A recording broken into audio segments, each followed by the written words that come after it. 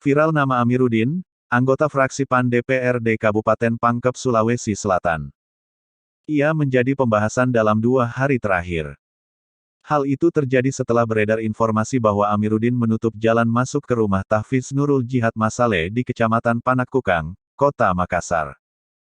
Amiruddin mengakui membangun pagar tembok yang berdiri di atas jalanan setapak atau fasilitas umum. Selain berdiri di atas fasilitas umum, pagar tembok itu juga menutup akses pintu belakang salah satu rumah tahfiz Al-Quran itu. Begitu juga dengan pintu belakang salah satu rumah warga yang tepat di samping rumah tahfiz.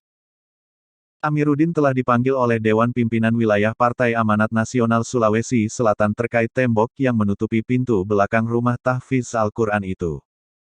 Kepada DPW Pansulsel, Amiruddin mengakui membangun tembok tersebut. Namun ia beralasan tembok itu pernah berdiri sebelumnya. Amiruddin memutuskan membangunnya kembali. Semalam saya komunikasi Pak Amiruddin. Penjelasannya Pak Amir ke saya, tembok tersebut sebenarnya pernah ada sejak perumahan itu dibangun, kata Wakil Ketua DPW Pansulsel Andi Muhammad Irfan AB kepada Tribun Timur, Sabtu, tanggal 24 Juli tahun 2021.